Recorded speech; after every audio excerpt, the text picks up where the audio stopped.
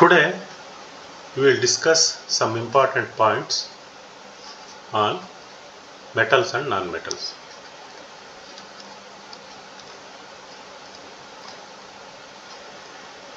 Metal and non-metals. See, this is called periodic table. Periodic table.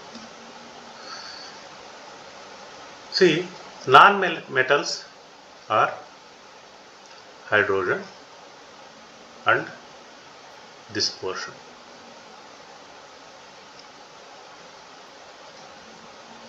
This portion. These are all the non-metals.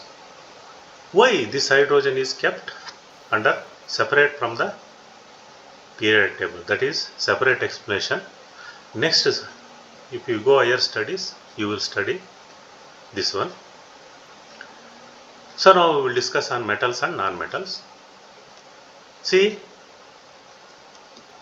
this is called S block and this is called P block and this is called D block elements. Depending on their properties, they are divided into separate categories. Now we want only metals and non-metals. Why I am telling? Why I am showing this periodic table means, see, these are all the metals and this group is non-metals. See, you see carbon, nitrogen, oxygen, fluorine, phosphorus, sulfur, like that. These are all the non-metals. See, one more thing I will explain. This first group is there, no? This one. This is having one electron extra in the outermost cell. And this group is called halogens. This group is having one electron less in the outermost cell. See, one example I will tell. See, some two people are there, A and B. A is having 1 rupee, B is having 99 rupees. So B, he want to collect 1 rupee because he want to make this 100 rupees. So then he is happy. That's why he want to collect 1 rupee. But he want to collect 99 rupees, but very difficult. That's why he will share to B. So now B is happy. He is having 100 rupees. He is losing, but no problem. He is not able to collect. He is unable to connect 99 rupees, but very difficult. He can connect, but it is very difficult. That's why he will share 1 rupee to B. Now both are happy. He is also happy. He is same thing here happened. So this group want to share 1 electron to the last group, halogens. And that electron will be shared. That's why you see in the nature, you will get NaCl, HCl, KCl, okay, HBr, like that you see, hydrogen, chlorine, fluorine, bromine. So, sharing of electron, these two groups, they will share electrons each other. Why I am telling? That is why this group is called reducing group. Reducing group. And this group is called oxidizing group. Not only this, non-metals. Non-metals are oxidizing in nature. So I want to tell these two properties. That's why I brought periodic table here. Okay, oxidizing nature. Because the important properties of metals and non-metals includes this reducing property and oxidation properties. That's why brought this. Okay. Metals, under metals and non-metals,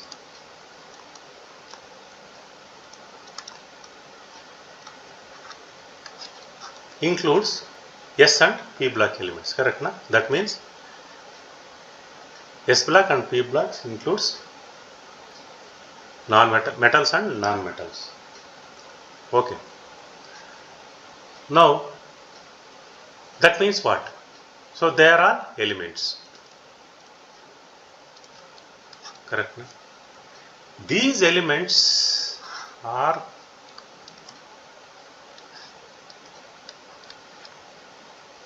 maybe metals or non-metals. Okay. So how to identify this metals and non-metals? By seeing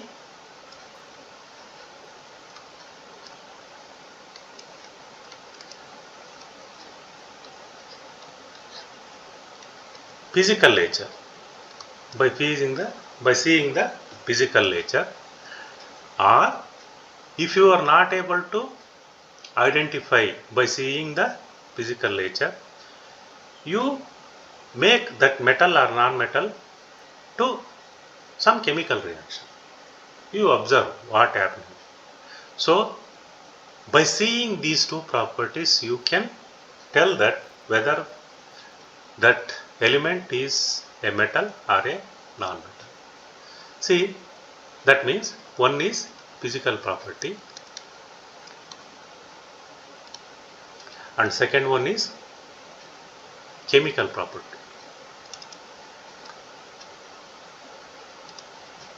Same here, physical property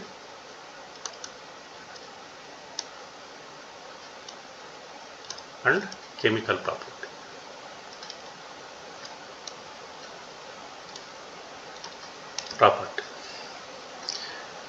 Then how you can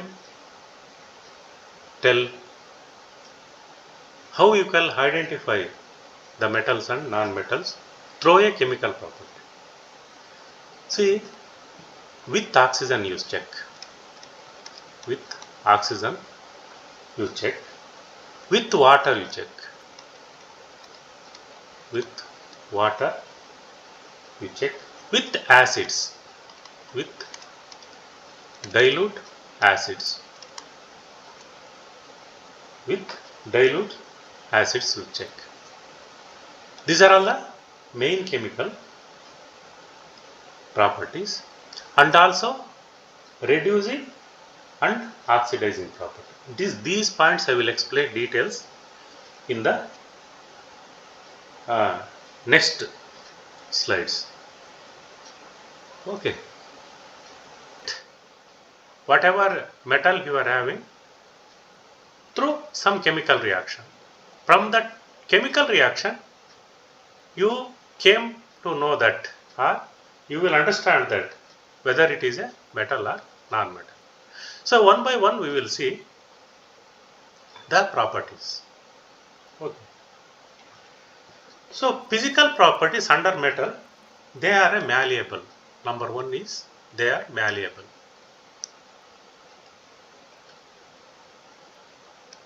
They are malleable. So malleable means what? So they can make it into sheets. You can make these metals into sheets. That is called malleable property. On this property you may get questions. So next is, it is ductile. Ductile. So ductile means what? So drawn into wires. Drawn into wires. See, one property is you can make it as a sheets or a plates. Our second property is you can make it as a wires. So if you make it the metal wire, that property is called ductile. And if you want make the metal into sheets, so that is called malleable. Malleable and ductile. These properties are very, very important. They may ask in questions, examination point of view. These Two points are very, very important. So next point is, that is lustrous.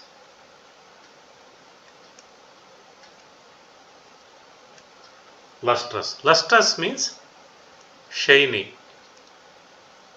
See, on this property you may get questions. These are all very, very important. That means metals having a shiny surface. If you keep open with light, the surface will glow or reflection you will get. That is called shiny surface. That is called lustrous property. Now next, they are very hard. They are very hard. But some exception is there. Sodium and potassium. So you can cut these two by knife. That means they are soft. Usually metals are very hard, except sodium and potassium. So on this you may get questions in examination. They are very hard. They are very hard, except sodium and potassium. These sodium and potassium, so you can cut with knife. So these two are exemptions. So next property is sonorous. Sonorous. Sonorous means they produce sound.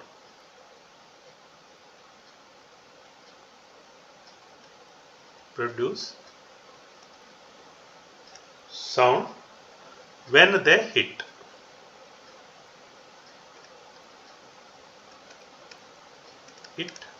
Surface. So this is called sonorous. On this also you may get questions in the examination. So next, in metals we will see metals. Next is high, they are having high melting point and boiling point.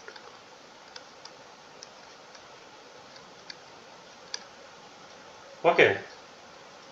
So next point is they are solids, except mercury.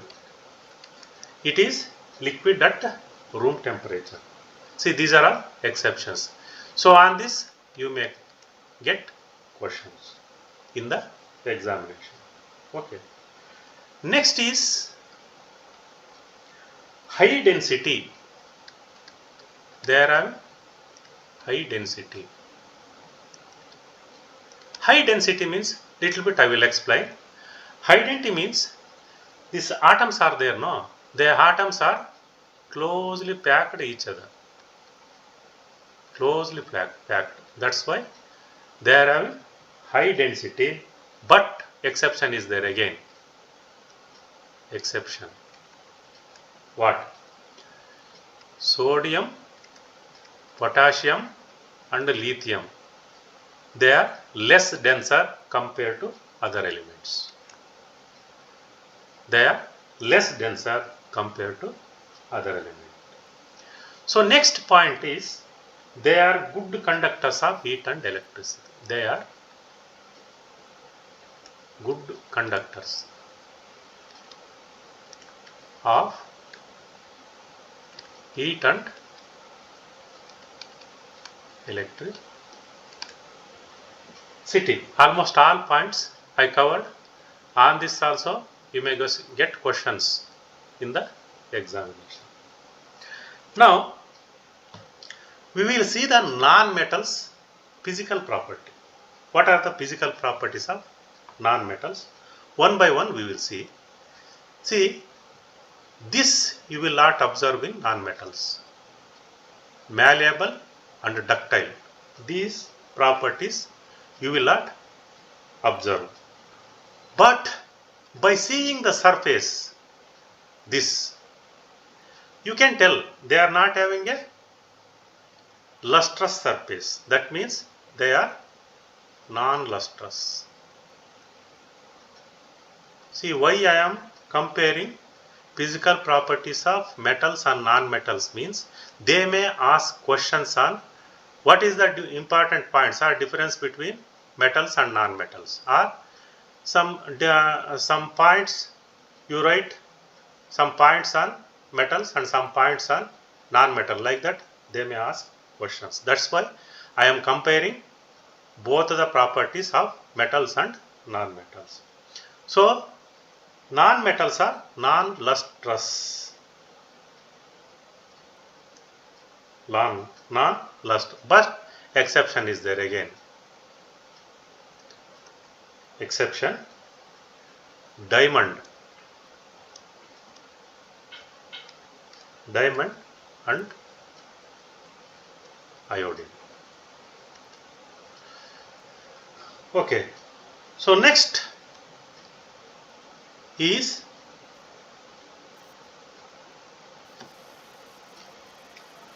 they are having low melting point and boiling point. See, non-metals, they are having low melting point and boiling point. Okay. Next is, so the metals are almost all solids except mercury, but non-metals are non-metals exist as solids, liquids and gases.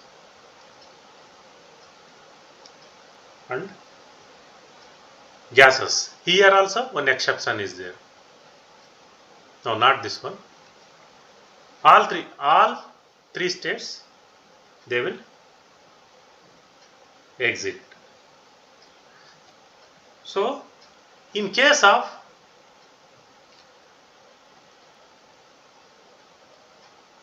density compared to metals, they are very low denser, very low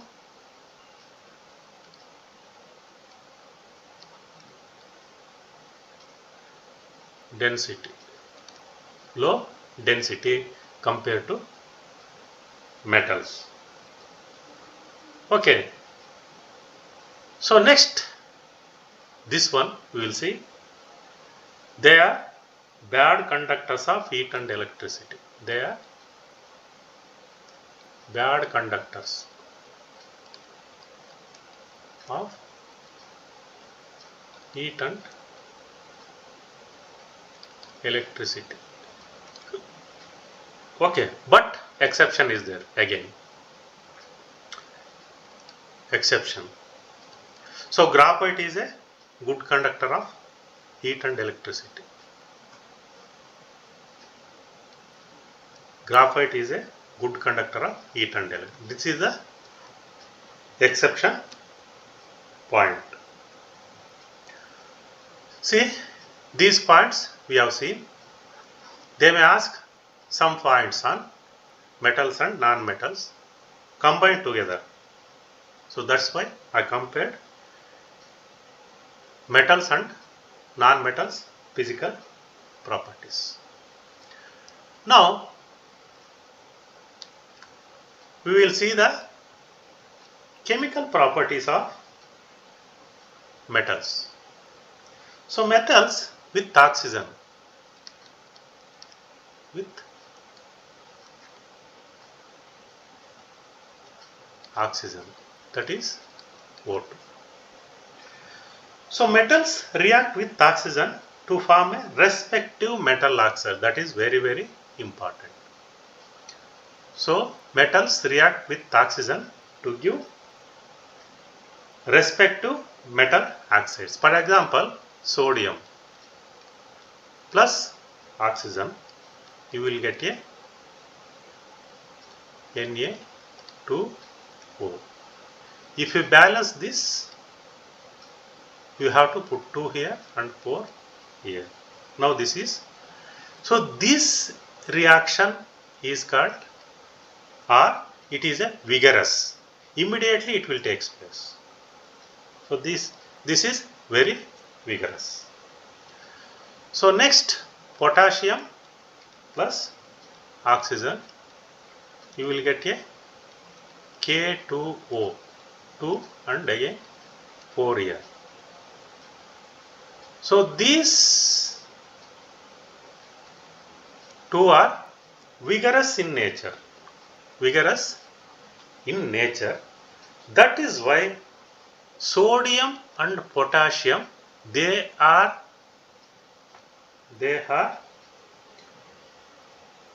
kept in kerosene.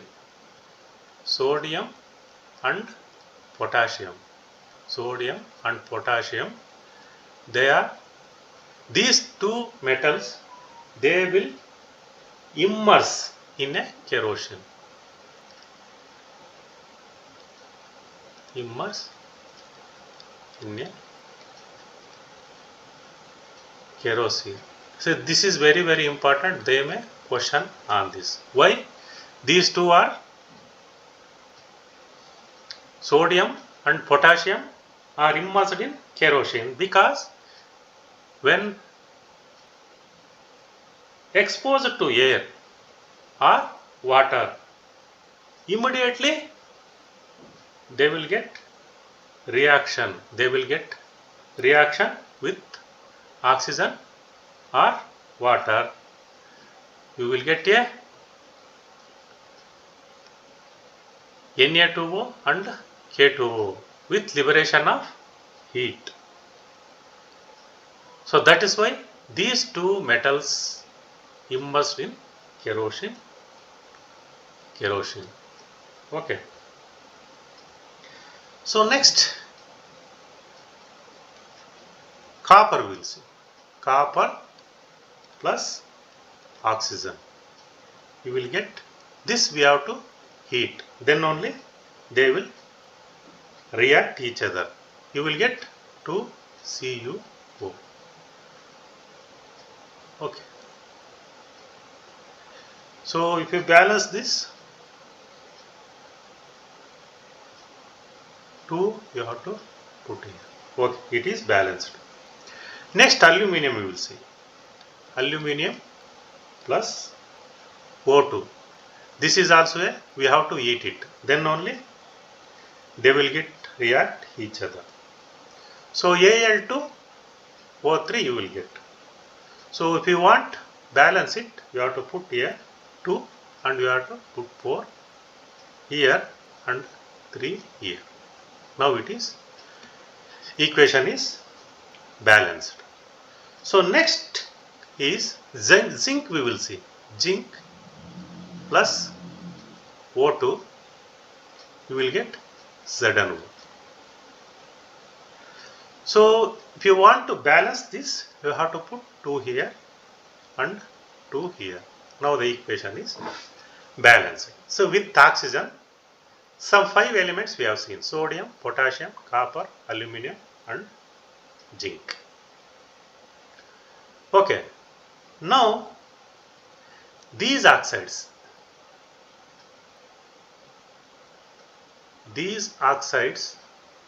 are basic in nature. They are basic in nature. Basic in nature. These two are called amphotericity.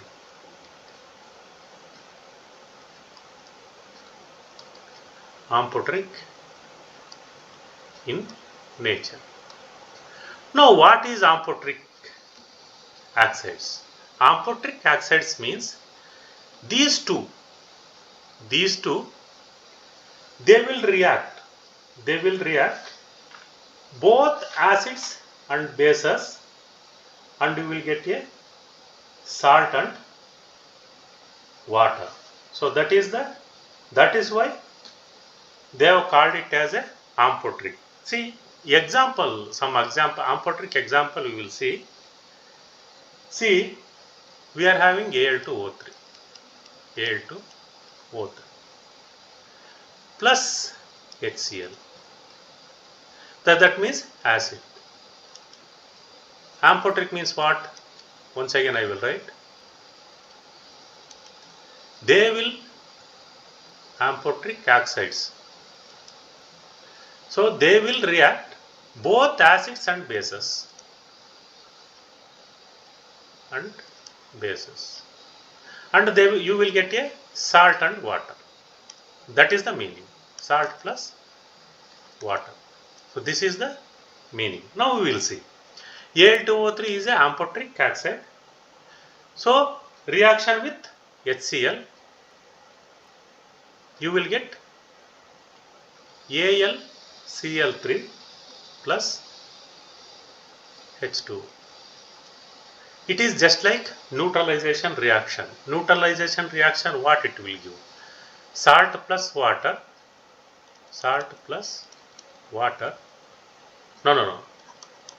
No, this is wrong.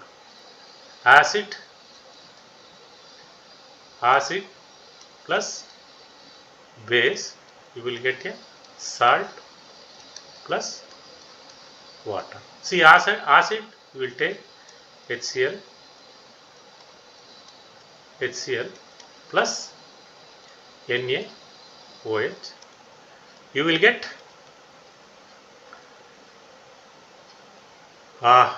salt NaCl plus water. See, this is salt, this is water. Now you see here. This is salt, this is water. So this is amphoteric in nature. So it is just like neutralization reaction. Now we are with acid. This is with acid. Now we will see with base. With base we will see. See, same Al2O3 plus NaOH.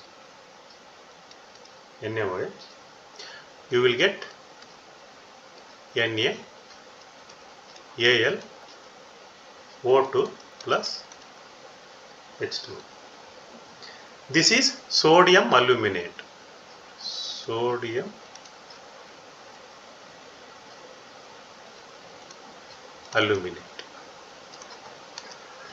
Okay, this is salt and water. See, Al2O3 reacts with HCl and also NaOH, gives rise to salt and water. That's why these oxides are called amphoteric. This is very, very important. They may ask questions on this also. Okay. Now we'll go back.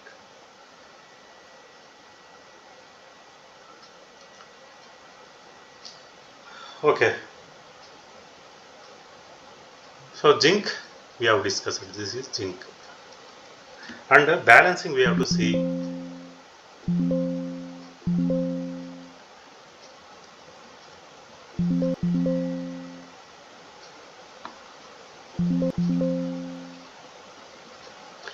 This balancing we have to see.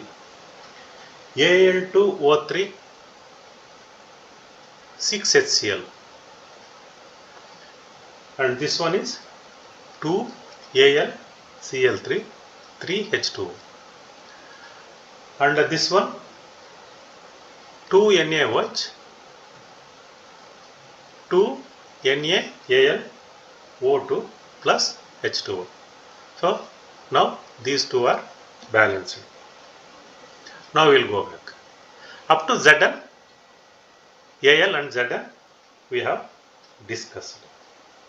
Now next property is these metals, they will lose electrons, outermost electrons they will lose and to form a positive ions. So then they lose positive ions, they will lose electrons. Metal chemical properties. Next point is transition metals.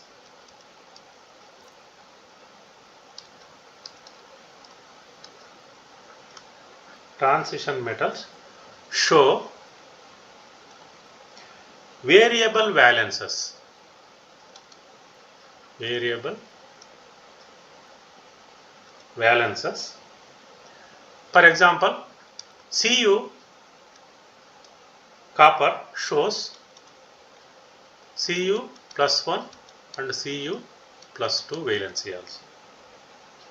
So like copper, iron also it will show Fe 2 plus, Fe 3 plus. So and aluminium also it will show aluminium 2 plus, aluminium 3 plus, etc. So this is the one more chemical property of metals. See, with oxygen we have seen. Now with water we will see. With water. See, some metals react with cold water, some metals react with hot water, and some metals react with steam, and some metals will not react with any water. So this is the conditions or show, this is the property shows towards water. So this property exhibit by metals. See, cold water, see with water means cold water. Which metal will react? That we will see. Cold water. So cold water usually sodium, potassium and calcium react with cold water. In this potassium, sodium and calcium, they will react with cold water. Cold water gives rise to corresponding base with liberation of hydrogen gas. Okay. See, now we will see. With cold water, sodium plus water, you will get a NaOH plus H2 gas. So you have to balance it. That's why you have to put 2 here and 2 here and 2 here. 2 to the 4. Now it has become 4. It is balanced. Now say potassium we will see. So both are having plus valency. That means plus 1 valency. Straight away I will write 2K plus 2 H2O. You will get 2 KOH plus hydrogen gas. Because sodium exhibits Na plus and potassium also exhibits K plus. That's why I written straight away I have taken 2. Now calcium we will see. Calcium plus water. You will get CaOH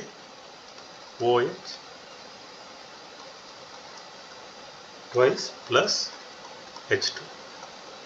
See, here they may ask questions on this calcium and water. So if you add, we are having a calcium.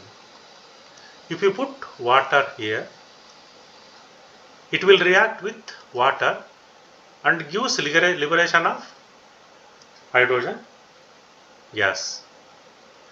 So this hydrogen gas is liberating, no? That time this hydrogen gas go and sit into the calcium.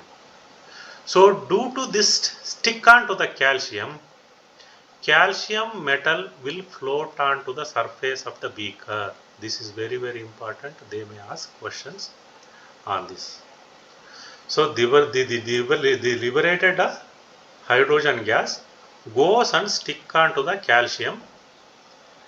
That is why this calcium looks like a bubble and floats on the surface of the beaker. So on this they may ask questions.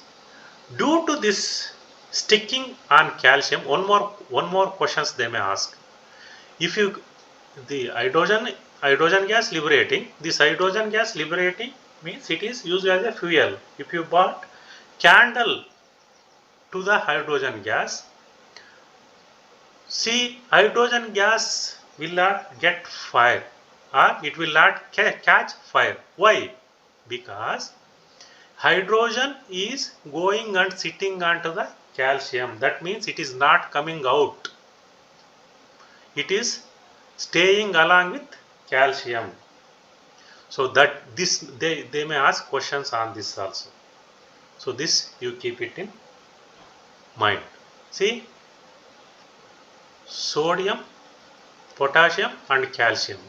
These three exhibit reaction with cold water and gives corresponding hydrogen and corresponding bases, hydroxides. Okay, sodium means sodium hydroxide, potassium means potassium hydroxide, calcium means calcium hydroxide. Now next we will see hot water. With hot water, which metals are going to exhibit a chemical reaction with hot water. So with hot water, magnesium exhibit a reaction. So that means magnesium plus H2O gives rise to MgOH twice plus H2. No, H2 gas liberation. Okay. So only one example they have given with hot water in your textbook. And with steam. Now hot water, now cold water over, hot water over. Now steam we will see. So with steam you can see iron and aluminum. So iron and aluminum react with steam, gives corresponding oxides. Iron with steam, this is a steam, you will get Al2O3 plus H2. No, H2. So if you want to balance, you have to put 3 here and 3 here and 4 here. So now we will see aluminium. Aluminium plus steam, you will get Al2O3 plus H2. So if you balance this, you have to put 3 here and 3 here.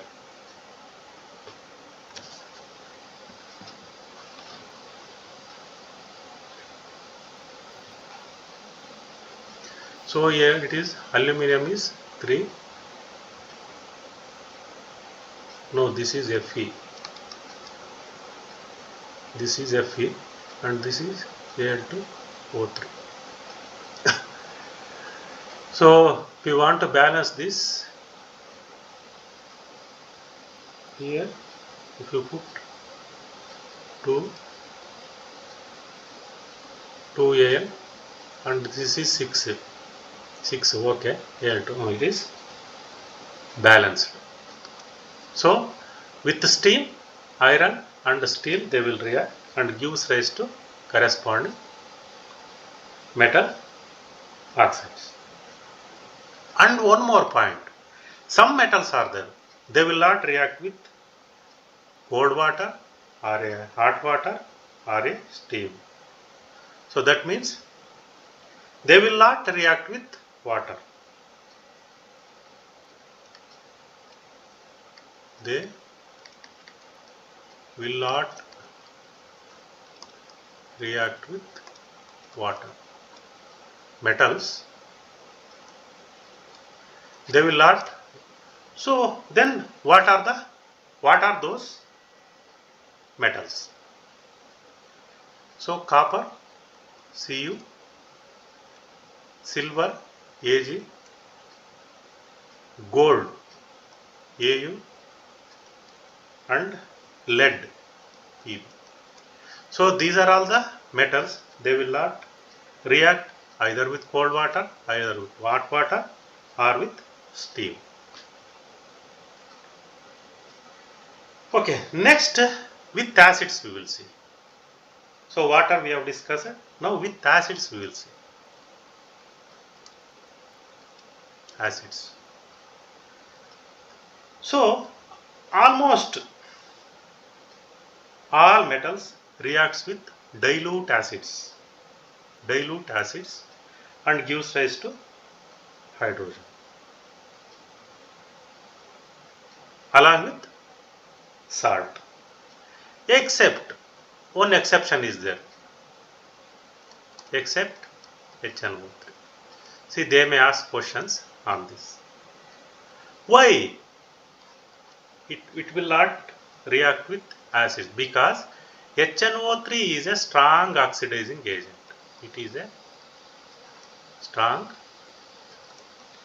oxidizing agent. That's why usually it will not give reaction with metals, but very dilute. Some 1 to 5% concentration HNO3 will react with some metals. Okay, this is exception. Actually HNO3 is a exception because it is a strong oxidizing agent. Now we will see the reaction. So zinc plus, we have to write dilute HCl. This is very important. Dilute HCl, you will get a ZnCl2 plus hydrogen gas liberation.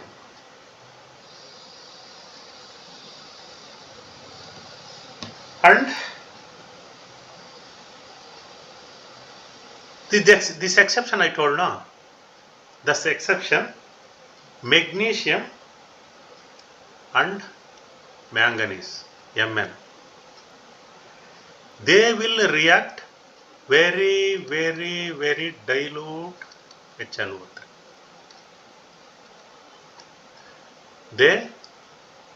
That means magnesium and manganese, they may react or they will react with HNO3, but the condition is acid should be, that means HNO3 should be dilution of HNO3 is very less.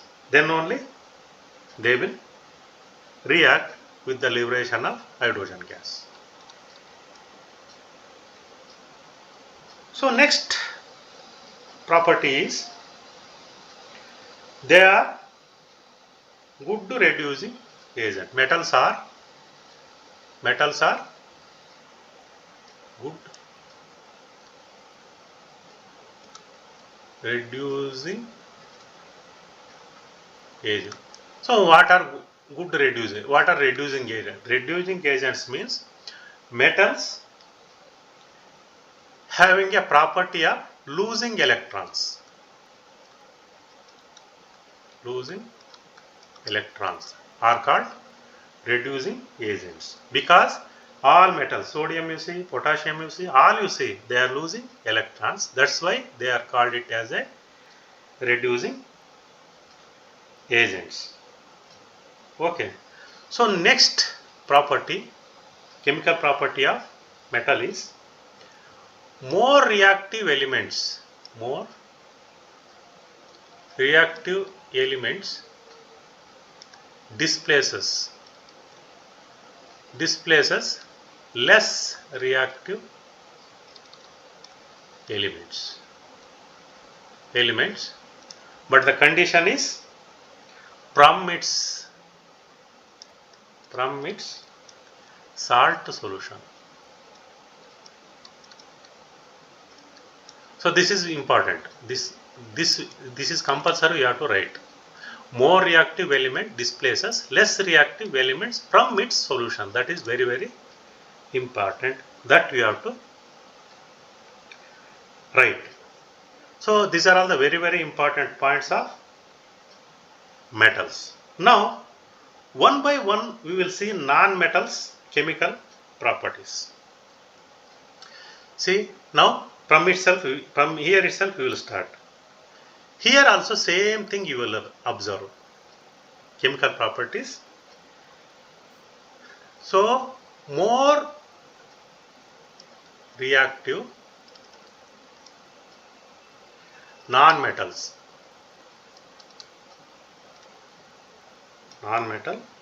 displaces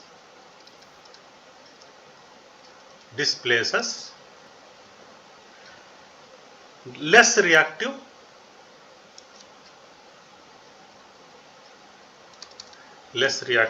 non-metals, but the condition is from their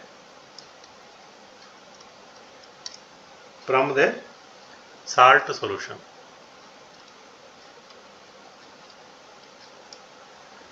Okay, and see these metals are good to reducing agents. Then what about non-metals? They are a good oxidizing agents. Good oxidizing agent. Good oxidizing agents means what? They are gaining electrons. They are losing electrons. They are gaining electrons. That's why they are called it as a good oxidizing agents.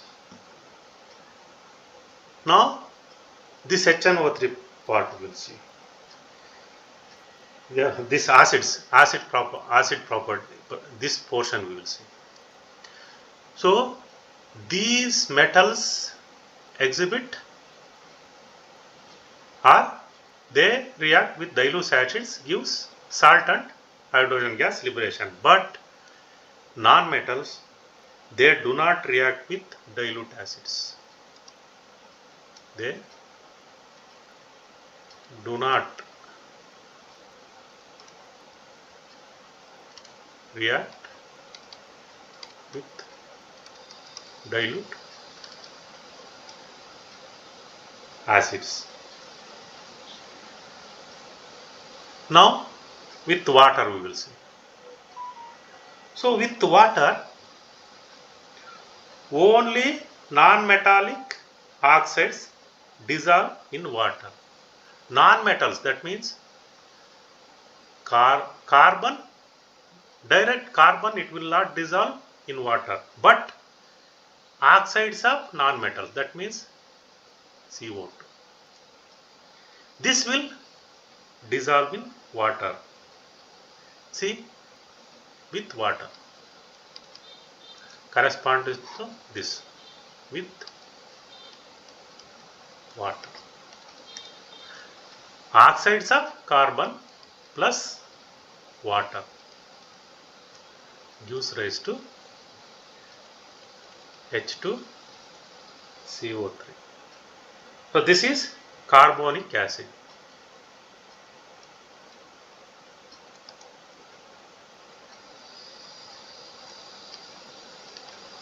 Carbonic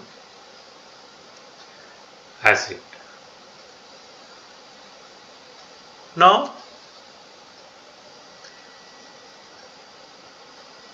next point is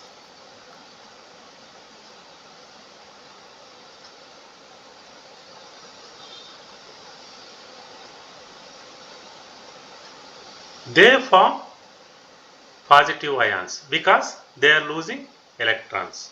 That is why here nonmetals they form negative ions. They form negative ions. Okay, they form positive ions and non-metals form negative ions. Now with oxygen we will see. With oxygen. So carbon plus oxygen, you have to eat it. Then you will get a CO2. So this is, here you see, this is basic in nature. Oxides of metals are basic in nature. Oxides of non-metals are acidic in nature. Acidic in nature. So they may ask questions on this also. And see, one more non-metal,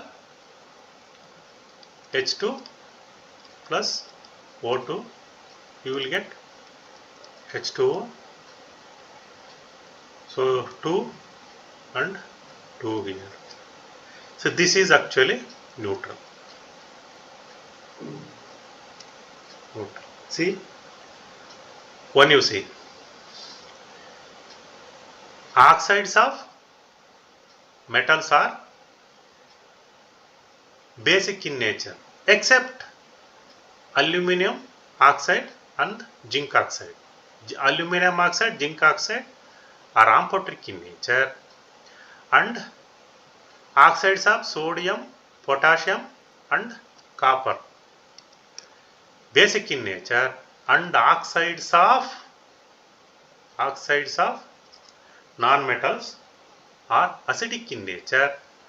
But here hydrogen plus oxygen you will get a water. This is a neutral condition. No, it is not acidic, it is not a basic. It is a neutral in nature. So all metals or non-metals, physical and chemical properties we have seen at a time. I have explained all these properties by comparing each other. Physical properties of metals and physical properties of non-metal. Physical properties of chemical properties of metals and chemical properties of non-metal. Chemical properties of metals and chemical properties of non-metals. So by seeing this video, definitely you will understand the difference between the metals and non-metals with their physical and chemical properties. They may ask questions on this physical property, chemical property, physical property and chemical property. So almost everything I covered in this video. Carefully see and observe the differences. So you will understand the better way. Pure form. So they may ask questions on this. So this is important. They may ask questions on this. The elements they are found in nature. Which element is available in nature? It is pure. Like that they will ask. Okay.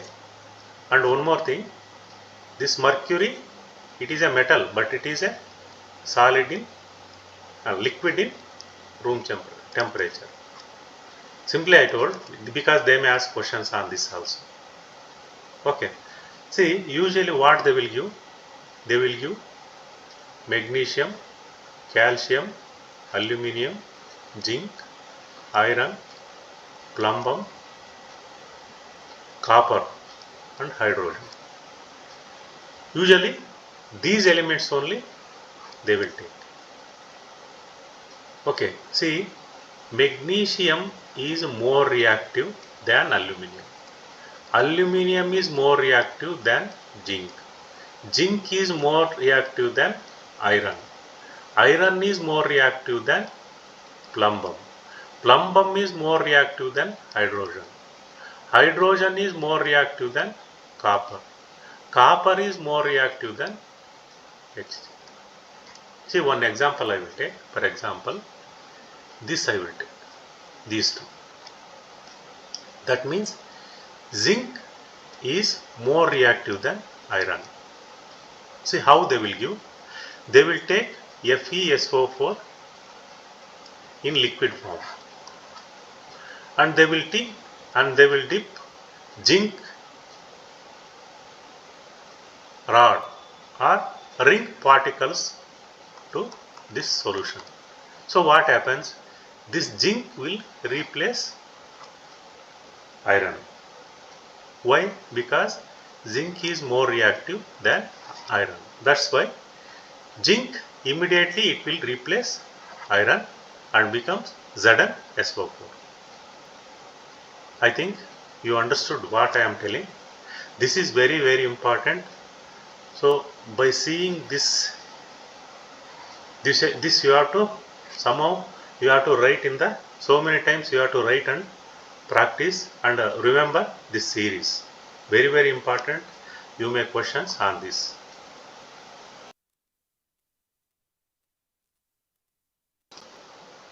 See here, extraction of ore. So they have categorized some elements as a metals of high reactivity, metals of medium reactivity and metals of low reactivity. See, ore is means what? We are having a metal, it is helpful or it is very useful for our daily life. That means percentage of that element is more, then that is called ore. So next process is concentration of ore. So concentration of ore means what? See, ore is having mud and sand. So this we have to remove by using some techniques, mechanical techniques. So that they have not discussed in your textbook. That's why I am not discussing. So ore is having some mud and sand, and this combination or impurities of combination is called gangue.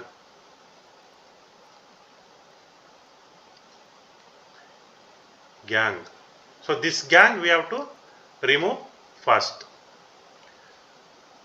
So afterwards we have to see that which metal we are having, whether it is a high reactivity metal or medium reactivity metal or low reactivity metal. So metals of high reactivity are, it is of maybe potassium, maybe sodium, or maybe calcium, or Mg, or aluminium. So what about medium reactivity metals? So they may be copper or mercury or plumbum or zinc, etc. So what about low reactivity series? So low reactivity usually it may be a copper or Ag. These may be present with the combination of sulfide. So like this they have categorized. So metals of high reactivity, it may be potassium, sodium, calcium, magnesium, aluminum, etc. or medium reactivity metals, copper, mercury, iron, plumbum, zinc, etc. Metals of low reactivity, copper, Ag and sulfur. Now we will discuss on this metals with high reactivity. So usually these forms ionic compounds. Ionic compounds. So what is the definition for this ionic compounds? They are inter-ionic force of attraction. Ionic compounds means inter-ionic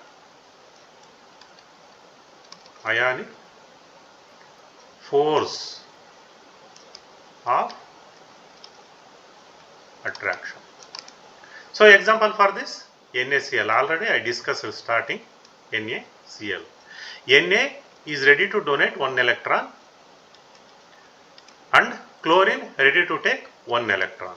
That is the definition. That means they are forming one strong bond called ionic bond. So usually this portion forms a ionic compounds.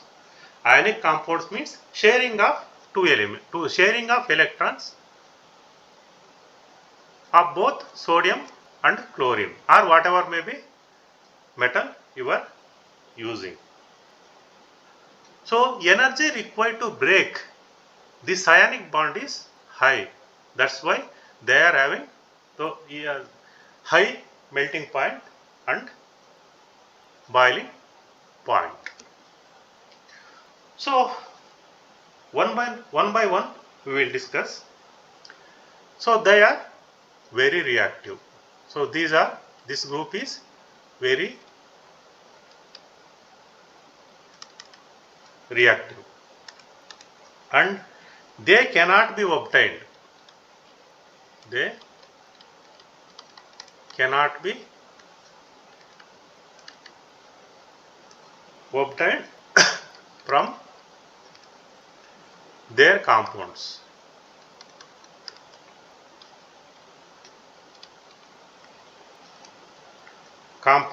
By heating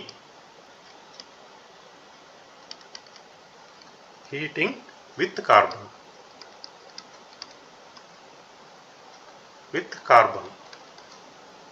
Why carbon?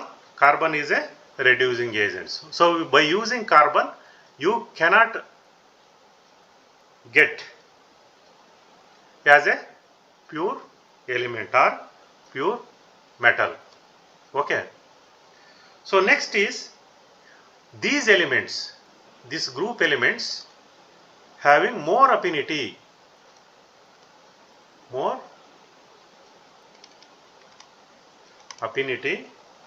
oxygen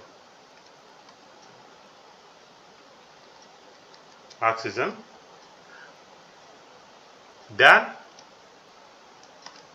carbon. So that's why with carbon you cannot reduce these elements. Okay. Then how we are preparing? Then how we have to prepare these elements? So by electrolysis of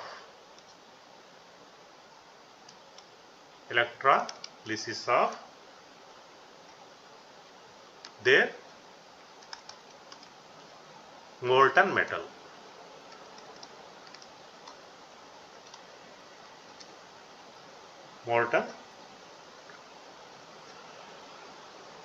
or metal chlorides, molten metal. Then little bit deep you will understand. See, they have taken one container and they have taken a solution of required metal chlorides and they have made one anode and one cathode. One anode and cathode. Suppose this is a positive in nature, that is called anode. That is called anode. Suppose this electrode is negatively charged. Negatively charged. So that is called cathode. So now you understood what I am telling. Suppose the electrode is positively charged, that is called anode. Suppose the electrode is negatively charged, then it is called cathode. Now we will take one example. How NaCl, how sodium is obtained. Sodium is obtained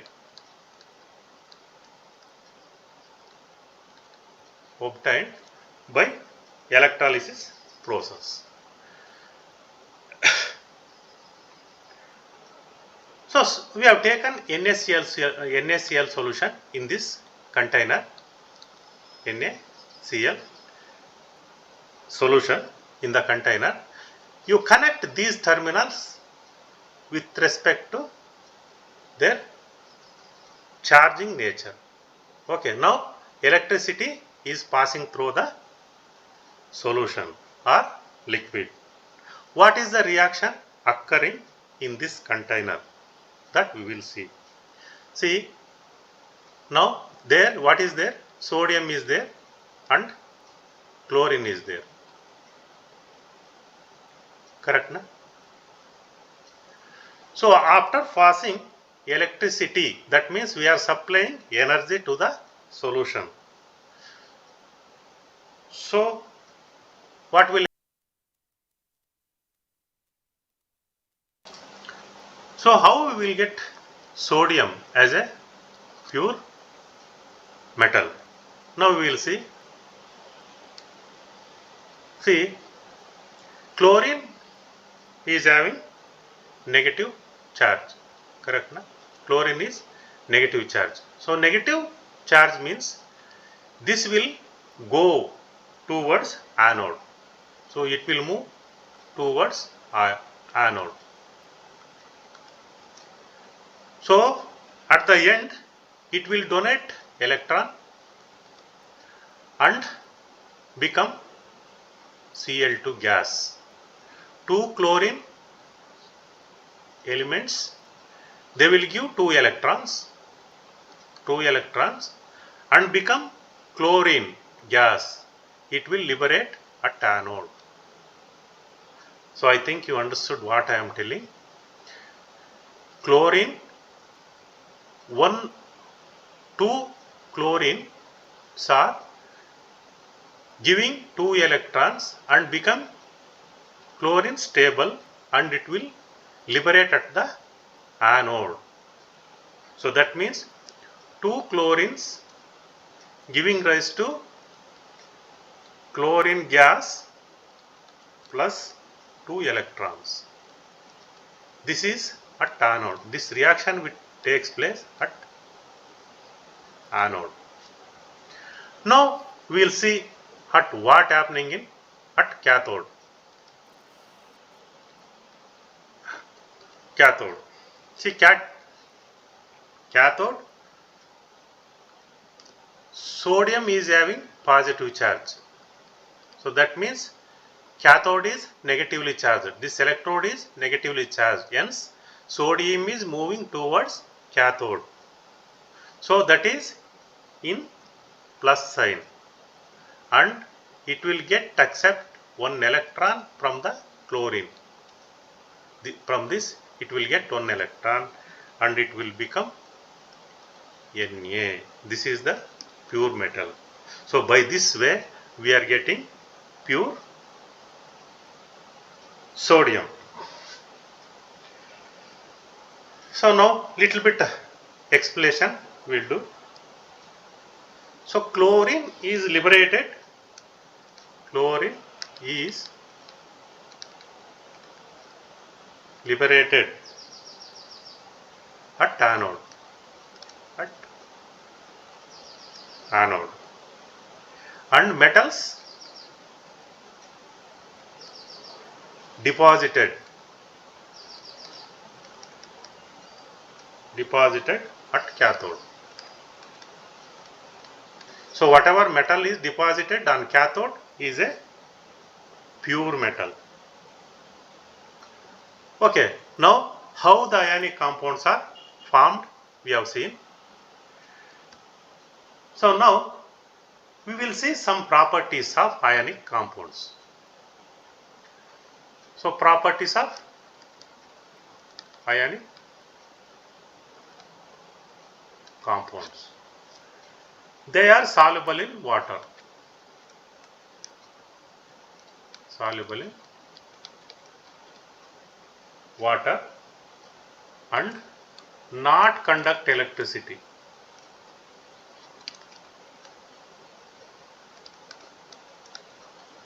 Electricity at solid state. But they conduct electricity.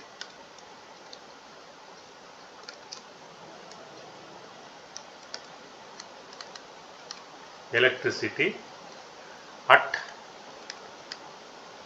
molten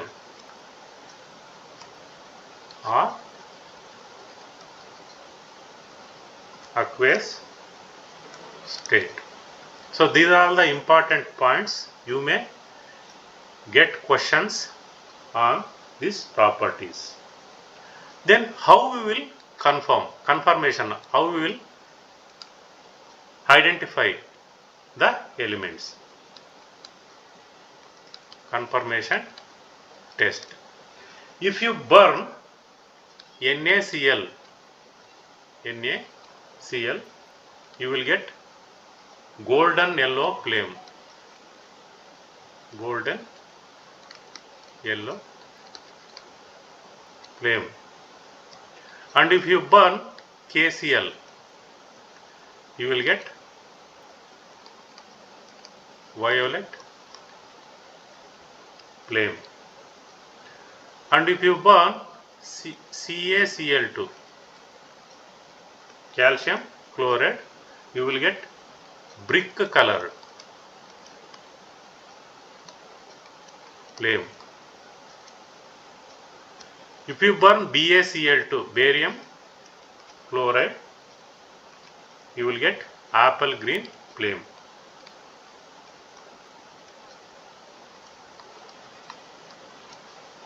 Apple green flame, and they are having high boiling point and melting point. Why they are having high boiling point and melting point? Because they are having ionic bonding.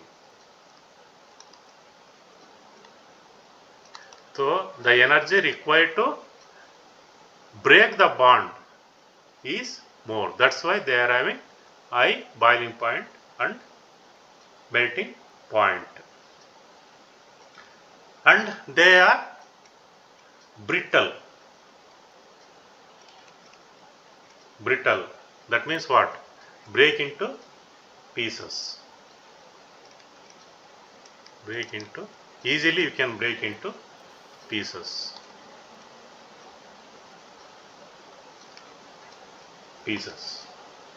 So these are all the important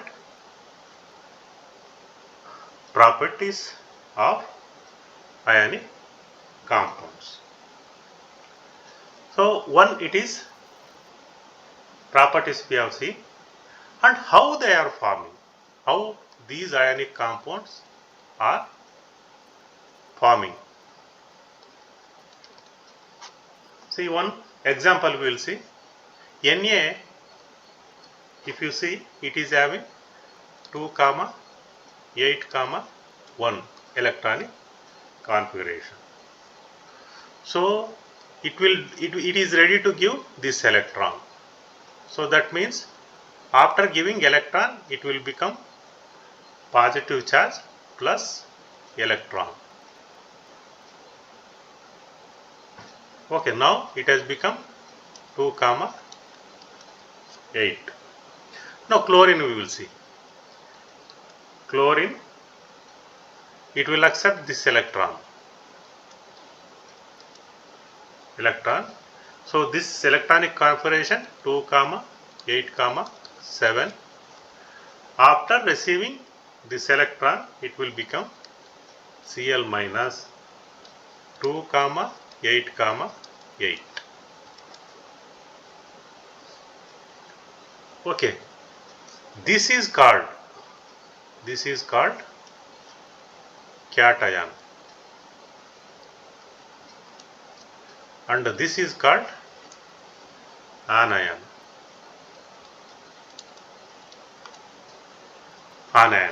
So this you may get in examination. Now dot structure we will see. Na is having 1 electron. So chlorine, so outermost shell we will see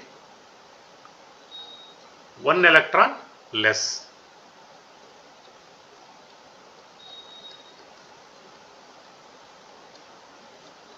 So this electron enters here. So it will become Na plus, after donating it will become, after donating 1 electron it will become Na plus, and after receiving 1 electron from sodium, chlorine becomes Cl minus. See, Cl.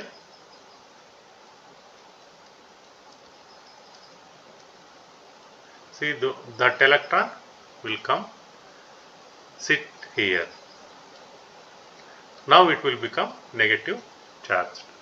So sodium become positively charged cation, and chlorine become negatively charged anion. So this in between one bond is there, that is called, or the attraction between these two ions are called electrostatic force of attraction. Electrostatic force of attraction. And also, just you see, these are oppositely charged ions. That's why they are having more attraction each other. So this is, now we will discuss metals of medium reactivity: copper, mercury, zinc and platinum. See, these metals may be present along with carbonate or sulfide ore. So if the metal is present along with carbonate, we have to do calcination. If the metal is present along with sulfide ore, so we have to roast it. Okay, so one is calcination, another one is roasting. So now one by one we will discuss calcination and roasting.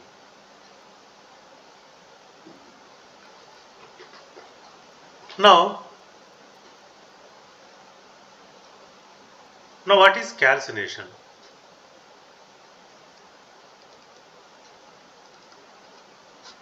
Calcination. See, calcinated ores are converted into oxide ores by heating strongly in limited supply of air. So calcination means we have to heat ore. We have to heat ore. That means calcinated ore. Calcinated ores are converted into oxides by heating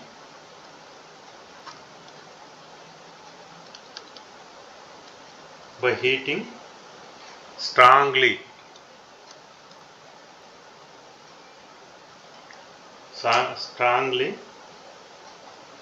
in limited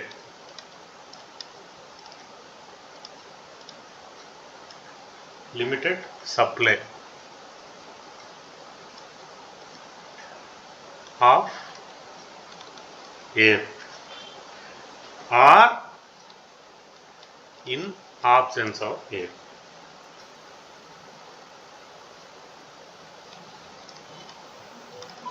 In absence of air.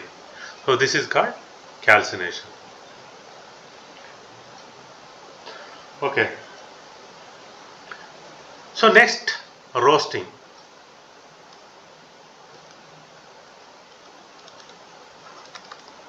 Roasting means the ore is heated in presence of air.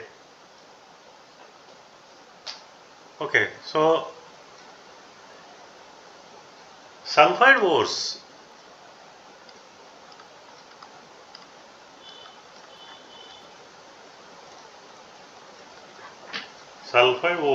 are converted by heating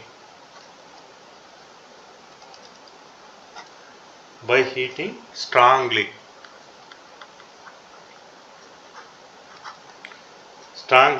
in presence of air.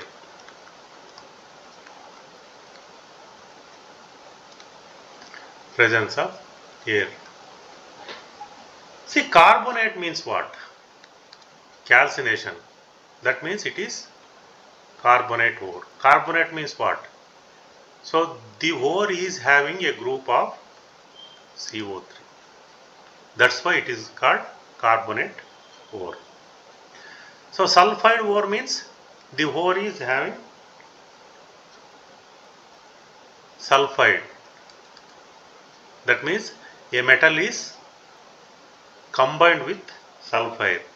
So that is called sulfide ore. Just you see here, carbonate is having oxygen.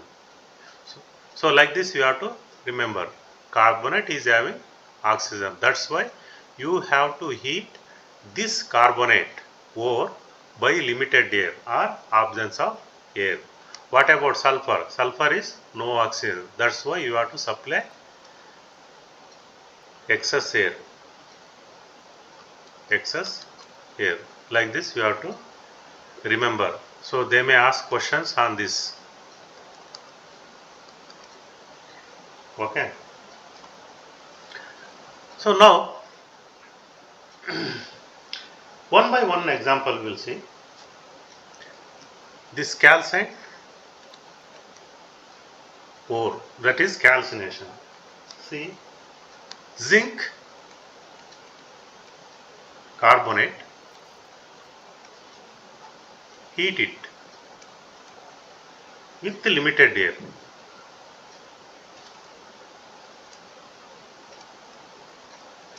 Here you will get ZnO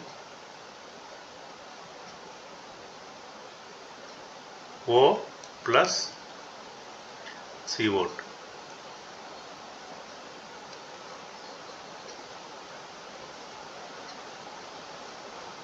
See, our intention is to get oxides of corresponding metal.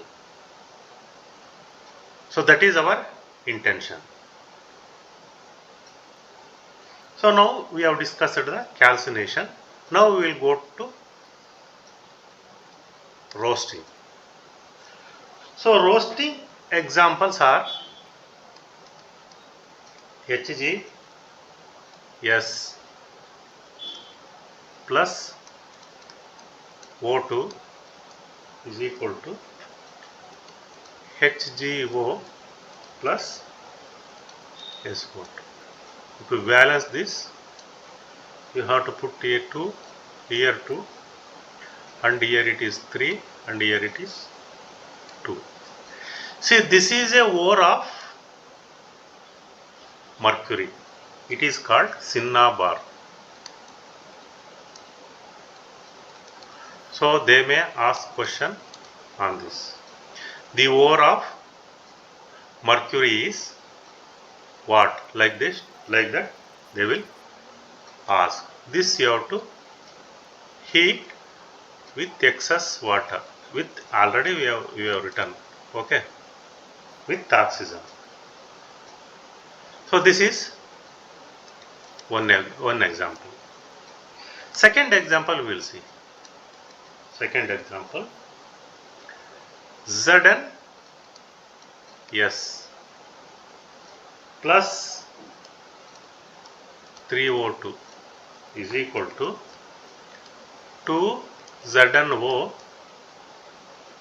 plus 2 SO2. You have to put 2 here. So this we have to heat. See, this is ore of zinc called zinc blende.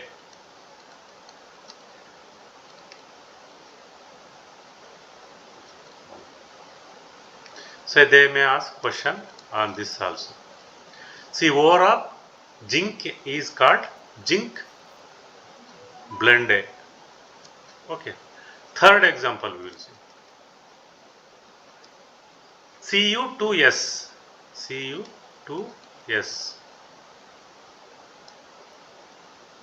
plus 3O2 is equal to 2 Cu2O plus SO2. See, due to presence of sulfur, all products you see, liberation of sulfur dioxide is observed with corresponding oxides of metals. Just you see.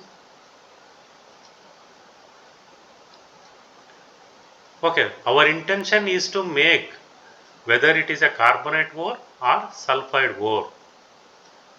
We have to convert these ores into oxides of corresponding metals. So this is a ore of copper sulfide called chalcocite. Chalcocite. This is also important. They may ask question on this. Here you see, just the presence of carbonate, you got carbon dioxide. And here you see presence of sulfur along with a ore, you will get a sulfur dioxide. See, this is extra procedure we have to do to separate carbon dioxide and sulfur dioxide. That means carbon and sulfur we have to remove. Either it is a carbon dioxide or it is a sulfur dioxide. Once if you got metal oxides, then it is very easy to separate the pure metal out. That is very, very important. Now we got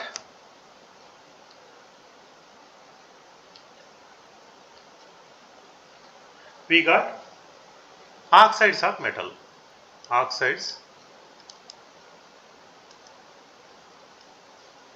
of metals. Correct, no? That means what? Suppose I got ZNO.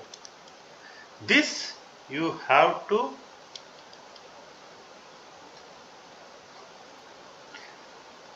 reduce, see, by using carbon as a reducing agent. So you will get a pure zinc plus CO, carbon monoxide. Here just you see oxidation and reduction reaction. Okay, carbon is oxidized, ZNO is reduced. Okay, so they may ask question by using this reaction. Okay, see, now one procedure is by using reducing agent carbon, you will get a pure zinc. This is one technique. So next technique is, I don't want to use carbon as a reducing agent. I want displacement reaction. I want to displace the ion or metal by using high reactivity elements. So that is a second. This is one technique, and the second one is displacement technique. So here we are using reducing agent.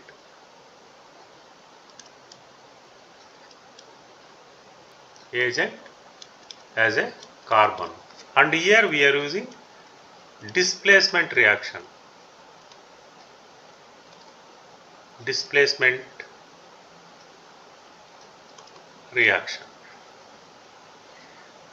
So in this, instead of carbon,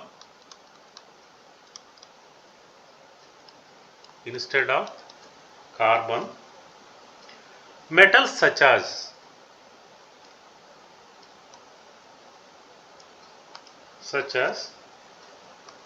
sodium, calcium, aluminum are used.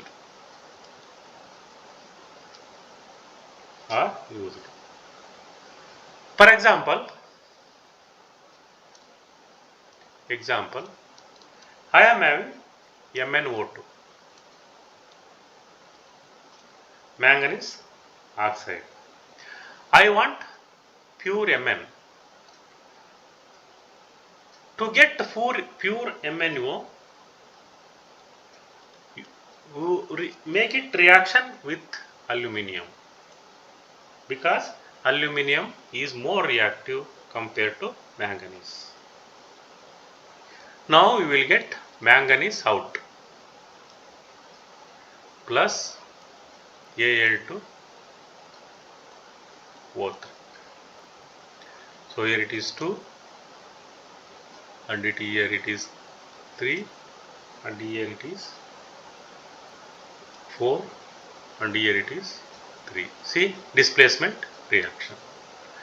And also you will get a heat. That means what? Displacement reaction is a highly exothermic reaction. Displacement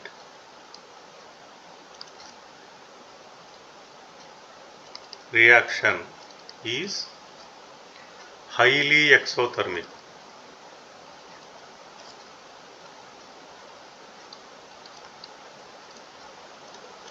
Highly exothermic. Now one example we have seen. Second example we will see.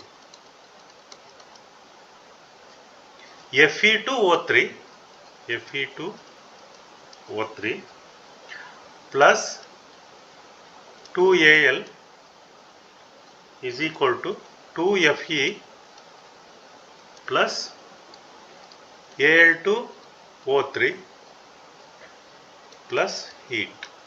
See, again heat. You are getting heat. So where you are using this reaction? So this reaction is using to join the railway tracks. To join the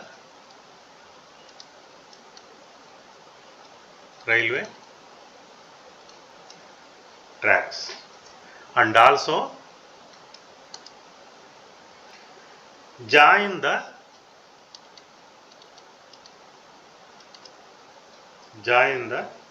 cracked machine parts.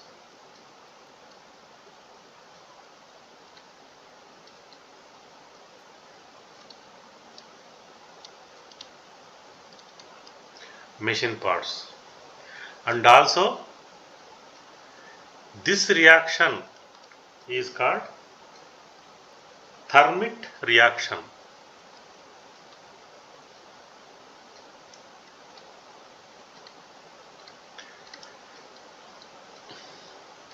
Thermit reaction.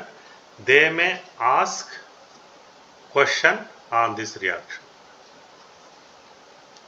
It is important, and its use, where it is using. It is used to join the railway tracks, and also cracked machine parts. This is called transmit reaction. Now this zinc obtained, still it is impure.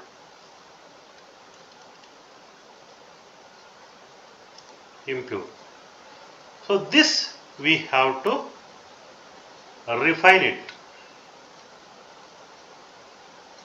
Okay. So refining of that is called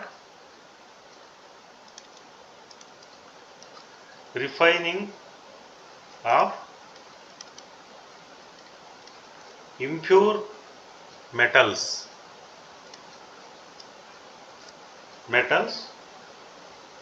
is called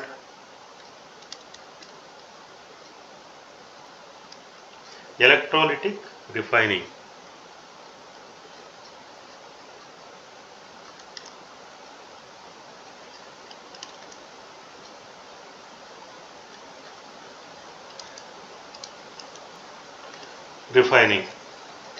So for example, zinc it is there, copper, nickel,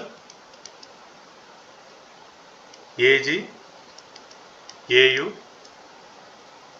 etc. So now next we will see how pure copper is obtained from electrolytic refining.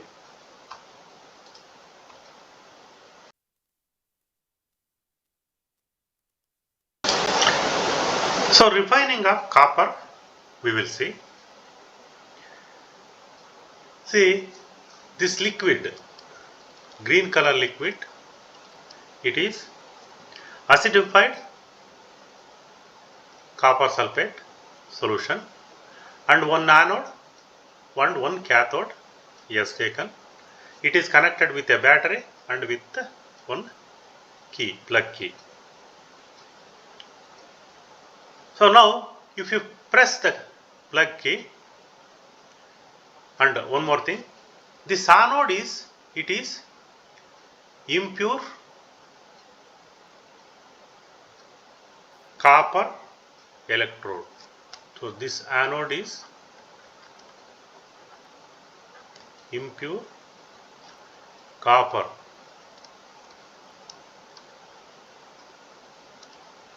electrode, behaves as a anode, and one more electrode is there, that is pure metal. That means it is a pure copper, that is impure copper. Usually this is a thin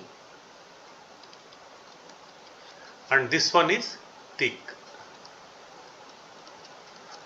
in size, and pure metal electrode is thin in size. They may ask questions on this also. So once the electricity passed through the electrodes, this impure copper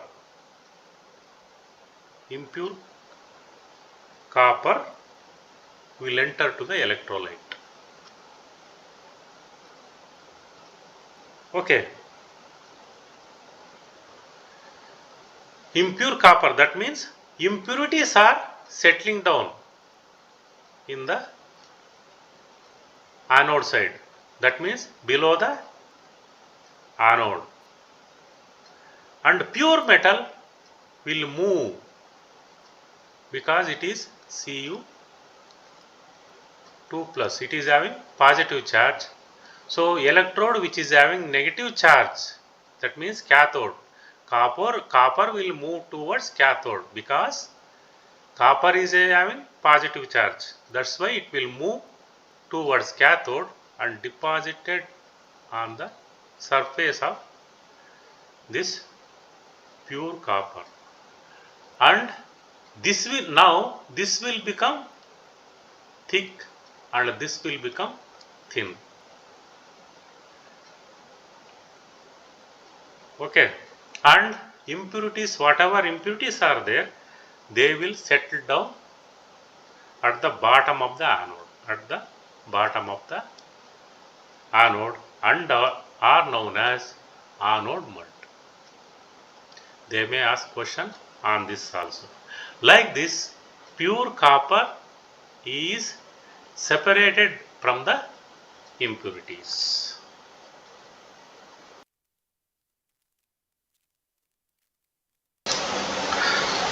So far we have seen how to extract pure metal from the ore. So if we open pure metal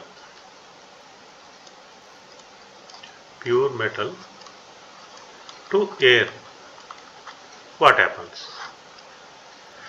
See, usually air contains moist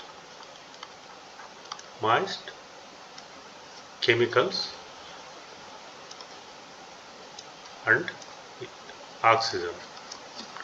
See, these moist chemicals and oxygen, they will create one layer.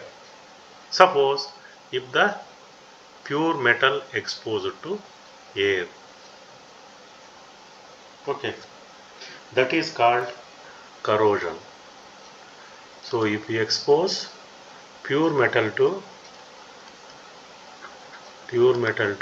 air, they will create a corrosion. Okay, how it is looks like that we will see. Suppose silver exposed to air. So you will get Ag2S. This is black in nature, black in color, and this is white. Okay. Suppose if we expose copper to air, you will get CuCO3 or CuOH twice. So this is green in color. Copper is actually reddish brown. Okay. Suppose if we expose iron to air, what will happen? Fe2O3xH2O. So this is hydrated ferric oxide. So this is hydrated ferric oxide called rust.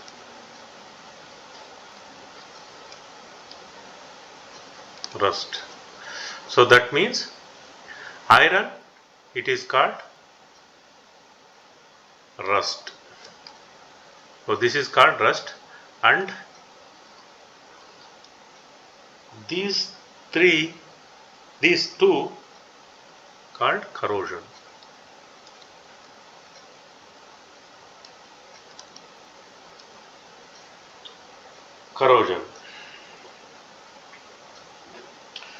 So that means the expression is when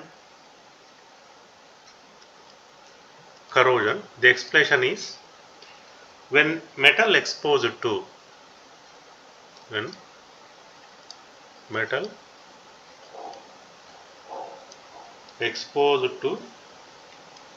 air, they react with the substances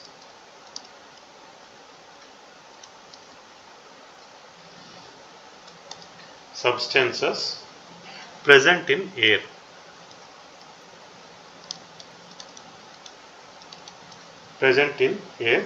And form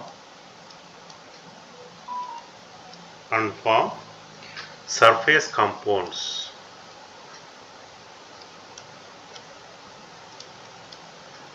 So this is the definition for corrosion. See, except iron, all metal undergoes corrosion, but iron, if it undergoes corrosion, that is called rust. These two are important statements. You have to remember this. They may ask questions on these. Okay. Now, how these are prevented?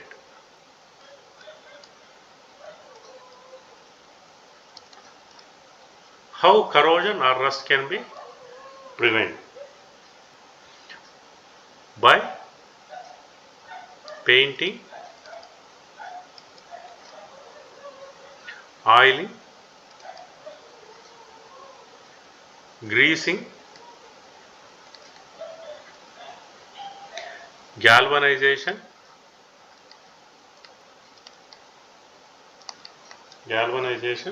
anodizing,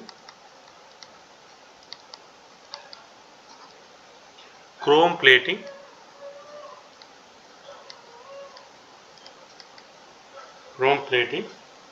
and alloying.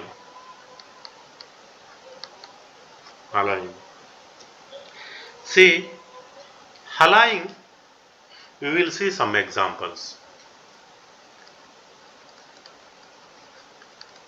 Alloying. So in that, one is solder.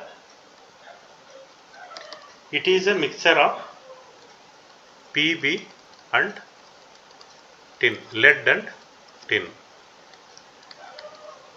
So next, steel. It is a combination of iron plus carbon. Stainless steel.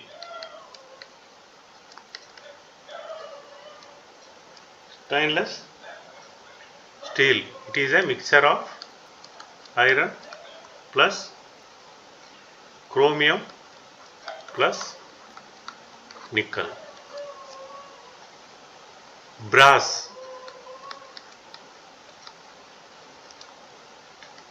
It is a combination of copper and zinc. So next one, bronze.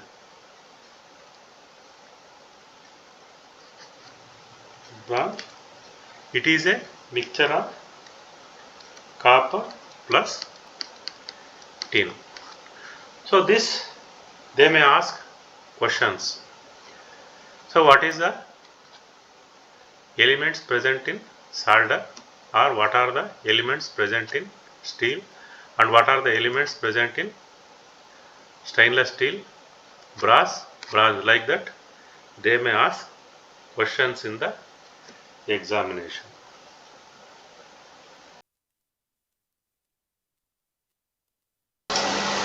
Now we will discuss extraction of metals from low reactivity series. Low reactivity series. Here you will find copper and silver in the form of sulfides. So that means sulfide ores. So sulfide ores, what we have to do? Roasting we have to do in presence of oxygen. So next you will get metal oxide, metal oxide. So this metal oxide, again you have to refine it. So this we have discussed in the previous section.